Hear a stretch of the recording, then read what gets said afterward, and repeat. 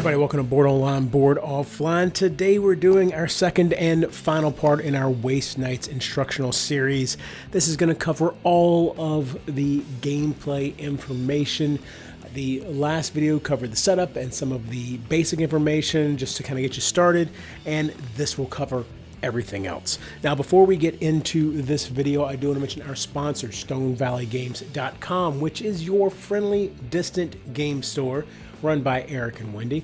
Eric is a 25-plus year Army veteran who has a soft spot in his heart for current military service members. And so if you are overseas with an AA, AE, or AP address in the military right now, he will ship to you for free.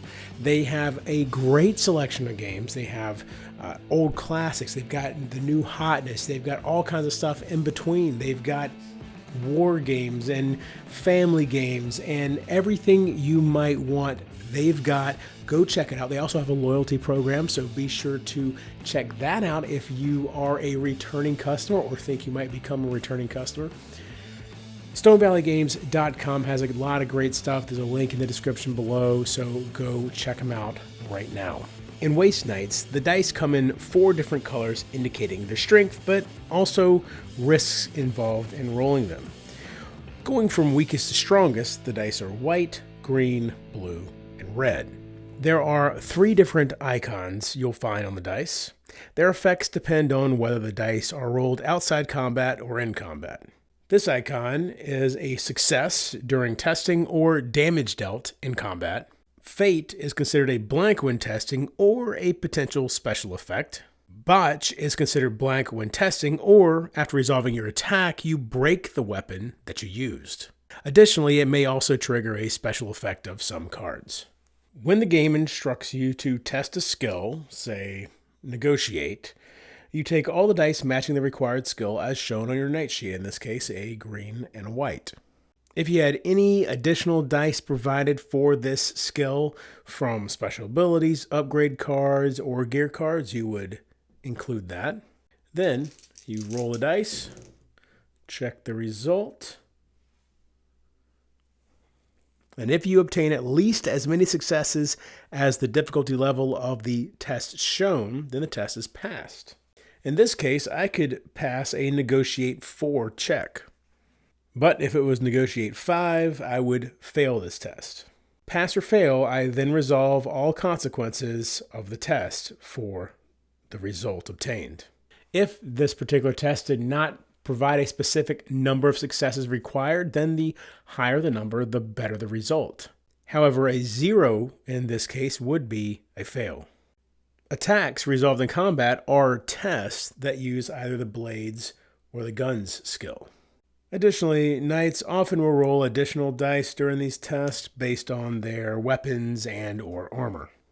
Regardless of any modifications to your dice pool, which sometimes will add dice and sometimes will subtract dice, you never will roll less than 1 die. It's also important to realize that if you're going to add dice with effects or anything to your dice pool, you must declare this prior to rolling. Once you've rolled, your results are locked in. However, dice re-rolls are declared and resolved after you see these dice results.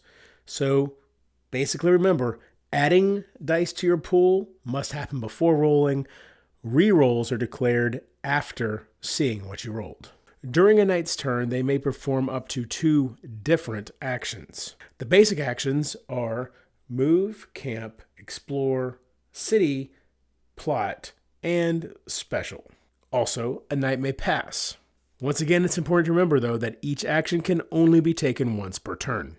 While it's true that each action can only be taken once per turn, there are 2 exceptions: the plot action and the special action. This is because a plot action and a special action will always have a designation after it in parentheses. This specific plot action can only be performed once per turn. However, if there were an additional plot action with a different name after it, then that plot action could be performed in addition to this plot action. Before taking the move action, the knight must prepare their gear cards so that it is clear what weapons and armor are equipped. Remember that they may have 2 hands worth of weapons equipped, and 1 armor. All other gear must be kept in their vehicle. No gear cards can be rearranged until the current move action is resolved to include any combat or test that result from the move. In order to move, the knight creates an imaginary continuous route from their space to a different space of their choice. Then the knight counts how many movement points are required to cover this route, always ignoring their starting space. Movement points are provided by the knight's vehicle and are equal to its speed, in this case 4. The cost in movement points of entering a given space on the board depends on the type of terrain.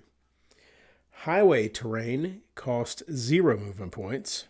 Desert terrain costs 1. Mountains costs 2. Scrub costs 2. Cities have the terrain type shown in the circle next to their name. And craters cannot be entered and are considered impassable. So if I wanted to move here, it would cost me 1, 2, plus 0 is still 2, 3 movement points. The knight spends the required number of movement points and moves their figure along the chosen route to the desired space.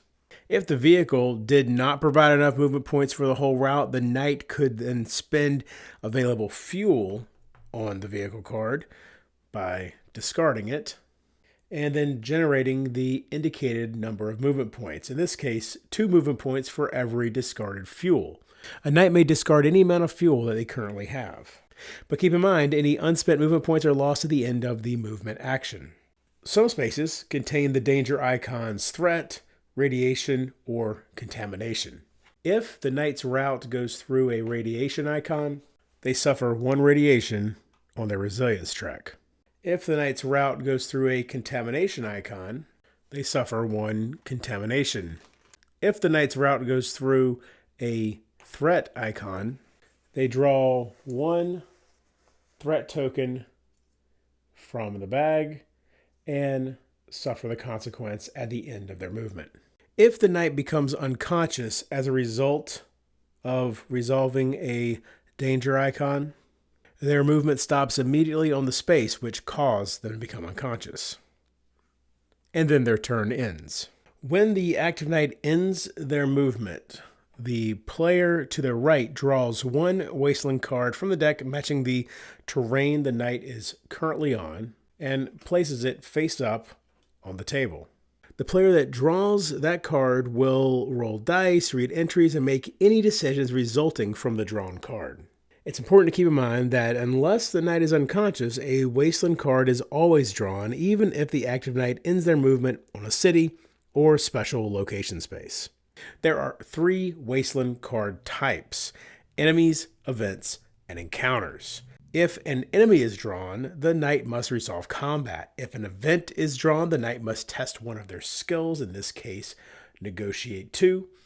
And if an encounter is drawn, the knight must resolve the entry matching the letter on the card drawn. To do this, the knight would refer to their current plot. This is the first one in the book. Go to the bottom of the page and see if the letter drawn is shown there. In this case, A. So it is 2. And so they would go to entry 2 in the Book of Tales. If any threat tokens have been drawn, they are resolved together with the Wasteland card that was drawn. Event and encounter cards cause the yellow side of this token to be resolved, while the enemy cards will cause the red side to be resolved. All effects from the yellow side should be resolved immediately, while the ones from the red side are often resolved when an enemy attacks. After the knight has resolved any threat token drawn, it is returned to the threat bag, which is then shuffled. As we've previously mentioned, resolving an enemy card involves combat with the enemy. We'll discuss combat in detail shortly. However, once it has been resolved, this card is then discarded next to its deck. Event cards, as mentioned, have the active knight test the skill shown on the event card. Additionally, each event card has a condition bar which describes a special circumstance that might affect the resolution of the card. Either way, after you resolve the event card, discard it face up next to its matching deck. When resolving an encounter card, the player to the right of the active knight finds the entry, if there is one, and reads it out loud. They allow the active knight to make decisions regarding the entry. If there is not an entry matching this letter, then it would be discarded and a new Wasteland card would be drawn. Any threat tokens that have been drawn would be kept unresolved until an appropriate Wasteland card has been drawn. Once an encounter card is resolved, it is discarded face up next to its matching Wasteland deck. The camp action allows the knight to heal, repair, use effects, upgrade, and they may do these in any order and may do any and or all of them. To heal, the knight may spend any number of medicine they currently possess to heal wounds or radiation. For each medicine spent, the knight may heal 3 normal wounds, or they may heal 1 radiation. When healing normal damage, the knight may also choose to heal contamination, but healing a contamination token causes it to be flipped to the other side, and then that one could be healed as well. This basically means it is twice as hard to heal contamination. So if the knight started out like this and wanted to heal wounds, they could heal 1, 2, and then 3, leaving 2 wounds left on their knight. The knight is allowed to split their healing between contamination and regular wounds, but healing 1 radiation requires the knight to spend 1 medicine separately and may not be split up amongst the 2, even if they had some effect that might give them enough healing power to do so. Any unused healing is lost. A knight may spend their repair value to repair a broken piece of gear as long as they have enough repair to do so. So this knight has 1 repair, this one cost 1, and so now they can flip it back to the working side. The knight can flip as many gear cards as their repair allows. The knight may also use their repair to discard damage from their vehicle. It costs 1 repair for each token. The knight can even split their repair between gear cards and vehicle damage as they wish. Any unused repair will be lost. It's important to note that any gear that has an X for its repair costs cannot be flipped to its working side as part of the camp action. You may repair such cards as part of the city action or when resolving certain special effects. During the camp action, players may use certain effects on gear cards that can only be used during the camp action, such as this effect on the mill feed gear card. If the knight's XP marker is on or beyond one of the 3 highlighted spaces, 3, 6, or 9, the knight may choose 1 upgrade card and place it next to their sheet. We'll discuss more about XP and upgrades shortly. However, keep in mind that upgrading the knight is done automatically at the end of their turn and does not actually require the camp action. When 2 knights would share the same space, place the camp marker on the board and place those knights in the camp space in the top left corner of the board.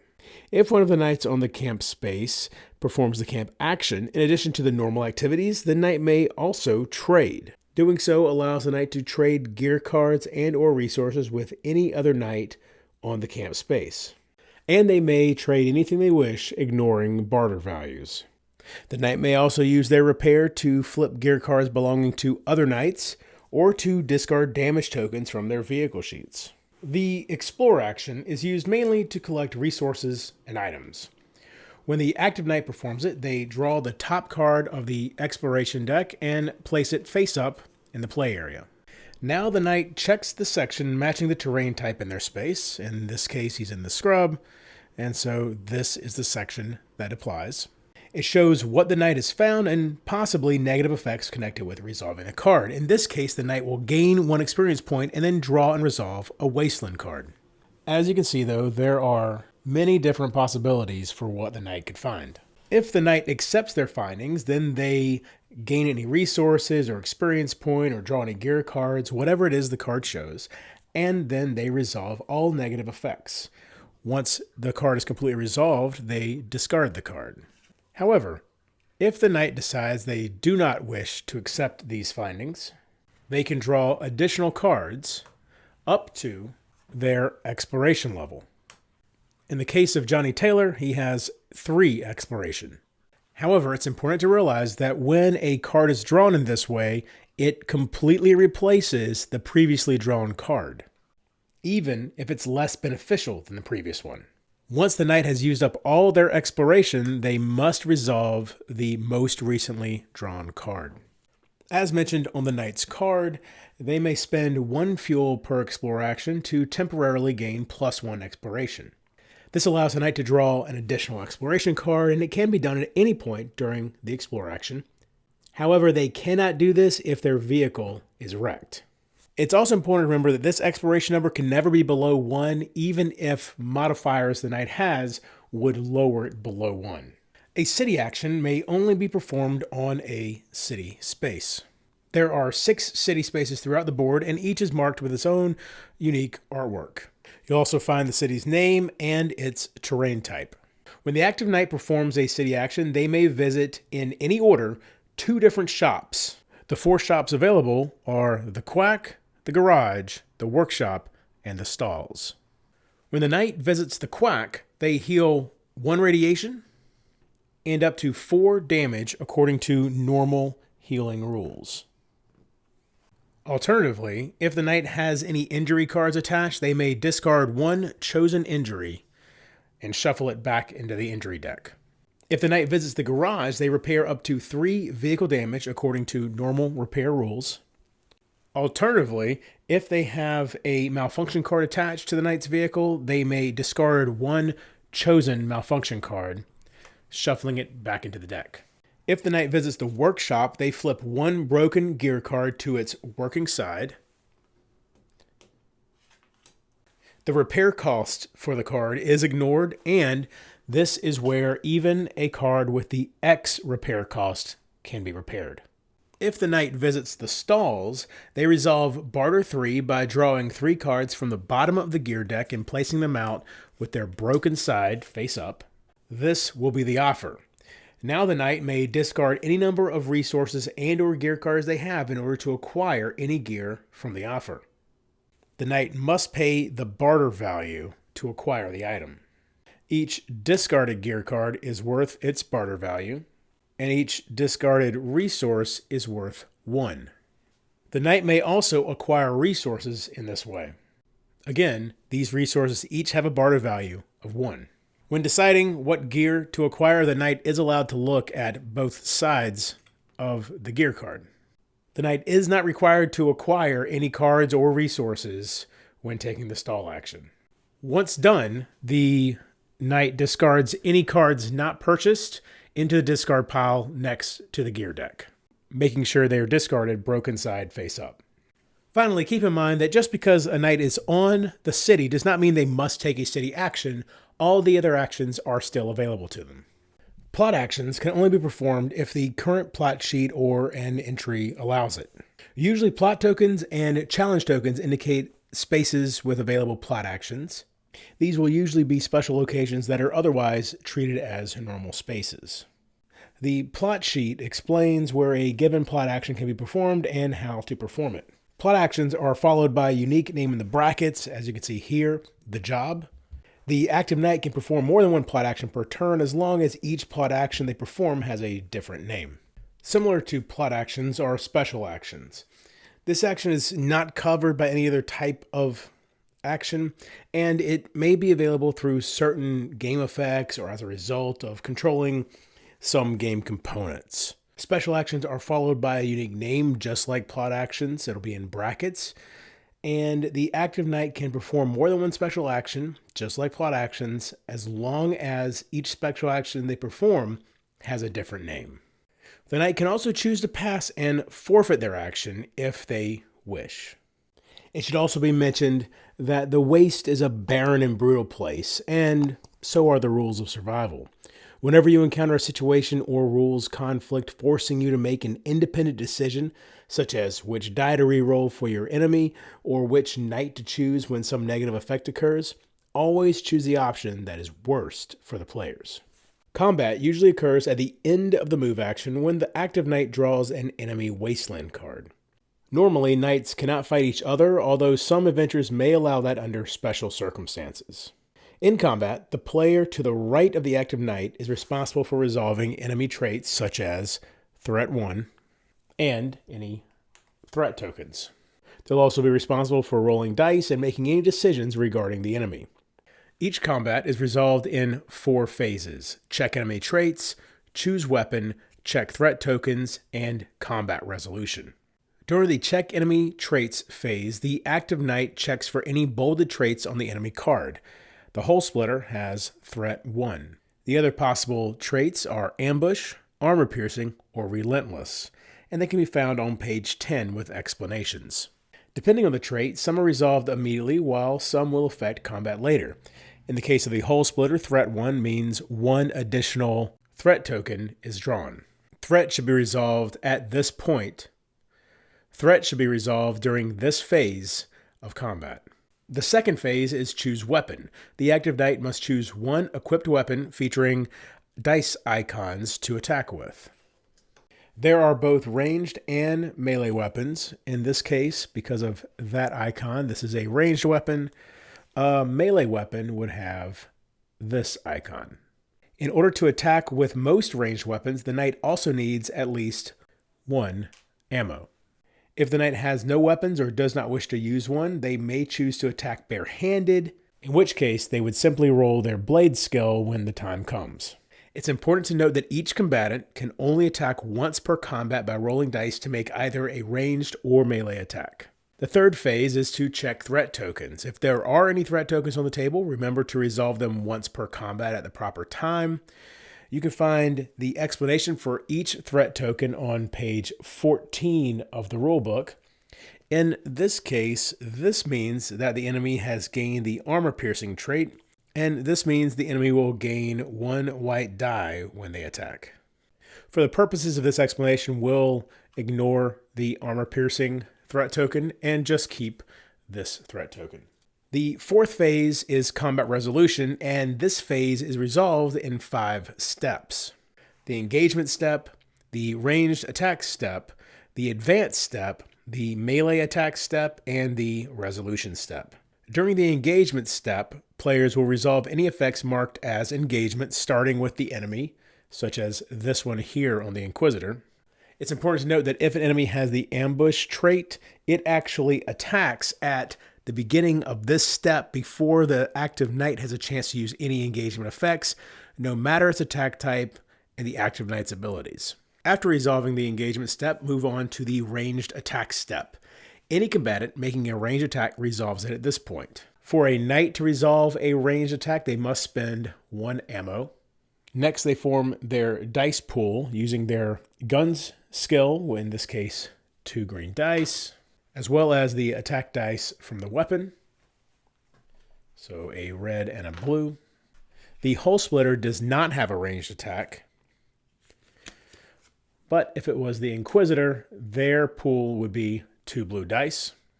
If both combatants make ranged attacks, they would do it simultaneously. The combatant then rolls the dice and resolves the symbols. Actually, this is a pretty fantastic roll here. These are all wounds. So in this case, 5, 6, 7 damage is dealt to the Hole Splitter. However, if they had rolled other symbols, they would resolve them based off of what the weapon says. Now keep in mind, the botch normally would break the weapon, but you can see the AK allows you to ignore 1 botched symbol you obtain. Keep in mind that even if the knight has 2 weapons equipped, they only attack with 1, and they may only use abilities from that attacking weapon. It's also important to note that all symbols must be resolved if possible. If the knight had been dealt damage at this point, they may use equipped armor to absorb as much damage as is listed here. The way they do this is by flipping it to the broken side. If they use this side to absorb damage, they would discard the armor. Any damage left over after absorbing some with armor would have to be placed on the health space of the knight sheet. It is important to remember that no combatant can have more damage or contamination than their health. Any excess is simply ignored. When the enemy is dealt damage, they usually cannot prevent it. And so you would simply put the damage on the enemy card. If the enemy has obtained as much damage or more than their health, then they are defeated. And again, technically, an enemy does not gain more damage than their health. That would be the maximum they would gain. But it just looks so nice to put that much damage on there, doesn't it? If this is the case, then you'll go straight to the resolution step. The defeated combatant does not retaliate in the advanced step or the melee attack step. But let's say we had rolled something like this instead, and so the hole splitter was only dealt 4 damage. In that case, we will move on to the advanced step. At this point, you would resolve any effects marked as advanced, starting with the enemy. Some night weapons, such as the Molotov cocktail, have an advanced ability. These may be used in this step. Using them does not count against the 1 attack limit per combat, and unlike other weapons, they don't take any hand slots. So in this case, we could roll a red die, and now we have actually successfully defeated the hole splitter here, and so we would go straight to the resolution step. But again, let's say we did not use our Molotov cocktail, and the hole splitter is still alive. We now go to the melee attack step. Any combatant making a melee attack, in this case just the hole splitter, will resolve it at this point. You can see the hole splitter will roll a green, blue, red, and because of this, white die. And so the hole splitter would deal 3 damage to me. If it had rolled this symbol, it would cause me to suffer 1 contamination. If I were making a melee attack, it would happen simultaneously as the hole splitter's attack. I would follow the rules for ranged attacks, except that melee weapons do not require the knight to spend ammo, and the blade skill is used instead of the gun skill. And remember, if you have no weapons or choose not to use one, you have to attack barehanded, and this is considered a melee attack using your blade's skill. The final step of combat is the resolution step. Resolve any effects marked as resolution, starting with the enemy. In this case, if this enemy is not defeated, your vehicle is wrecked. They don't call it a hole splitter for nothing. If the enemy had received enough damage for it to be defeated, but it had the relentless trait, it is at this point it's finally defeated. If the knight has defeated the enemy, they gain all rewards shown on the enemy card here. In this case, 2 experience points and 1 gear card, drawn from the bottom of the deck and never from an upgrade deck. It's also possible that resources will be included as part of the reward. The knight will gain these rewards even if the knight themselves is also defeated. Finally, discard the enemy card face up in a discard pile next to the appropriate wasteland deck. Any threat tokens that have been drawn are now returned to the bag. Any threat tokens that have been drawn are now returned to the bag. It's important to note that combat ends after the resolution step. Do not resolve more than 1 attack for each combat. If the knight has not defeated the enemy, they gain no rewards and simply part ways. Gear cards represent items collected by knights and are divided into 3 categories. Weapons are usually kept in the hand slots of the knight, and they aid in combat. If kept in the vehicle, the weapon cannot be used in any way, unless, of course, it is something without any hand icon on it, such as the Molotov cocktail or other types of grenades. It's important to note that even equipped weapons abilities cannot be used except during combat. Armor is usually equipped in the armor slot and protects the wearer, and like weapons, if it's in the vehicle, it will have no effect. Drugs and utilities can only be kept in the vehicle. A gear card can be in working condition with this green icon or in broken condition with this red icon. If something causes a working card to break, it is flipped to the broken side. And if something causes a broken card to break again, it must be discarded. Remember that a broken card can be repaired using the camp action repair or in the city using the city action workshop. The knight can freely rearrange their gear cards between their hand and armor slots and their vehicle anytime that they are not currently resolving an action. They may also discard any unwanted gear cards, again, anytime on their turn while not resolving an action. Whenever a knight obtains a new gear card, they must either immediately equip it or store it in the car. If all slots and the vehicle capacity are full, however, the knight must immediately discard any gear cards down to their weapon, armor, and capacity limit. There are 3 types of negative effects that may affect the knight. Wounds are marked by placing wound tokens red side up in the health area of the knight. These are usually dealt in combat and can be prevented using armor. Contaminated wounds are marked by placing contamination tokens green side up on the health space of the knight sheet.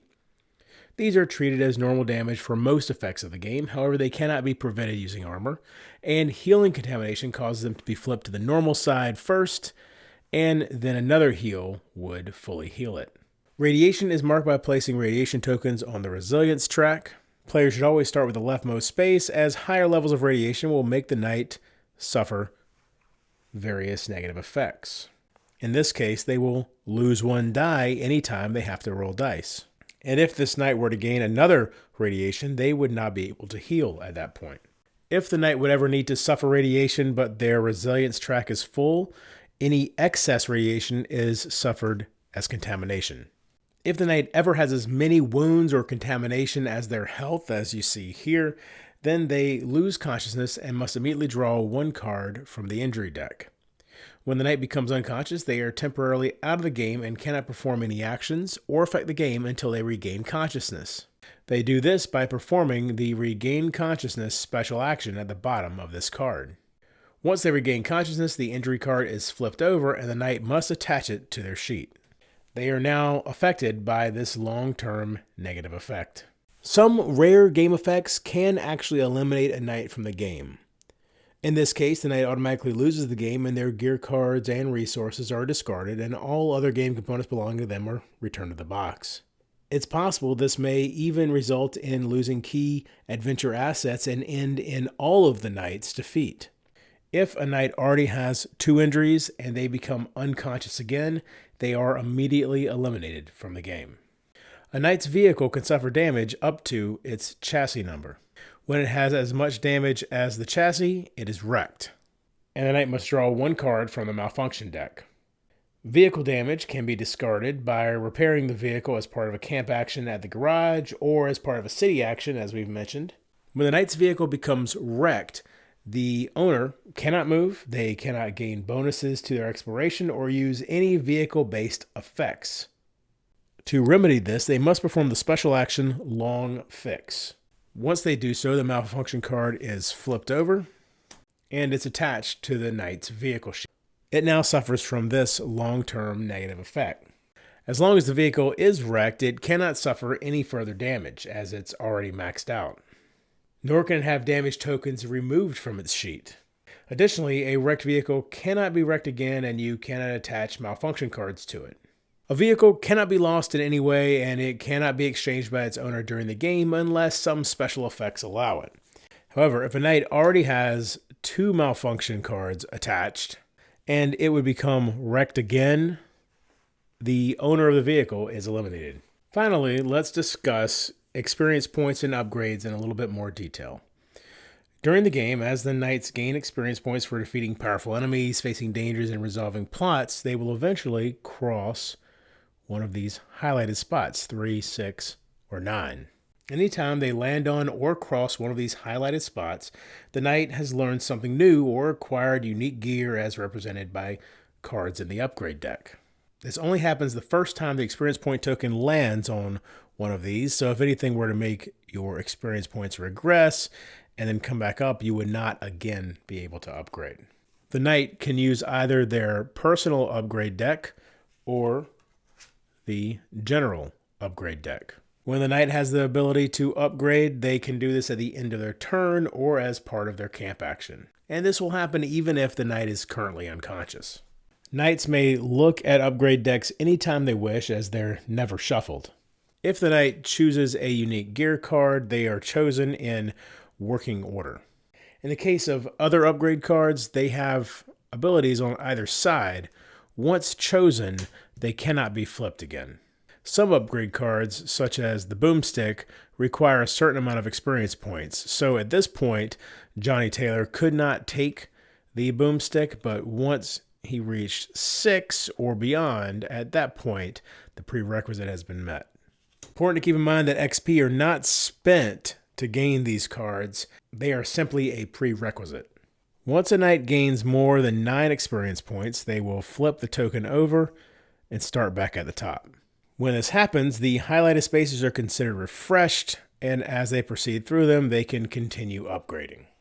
This means that a knight may have up to 6 upgrade cards and a maximum of 19 experience points. Upgrade cards cannot be lost or traded in any way, and unique gear do not have a barter value.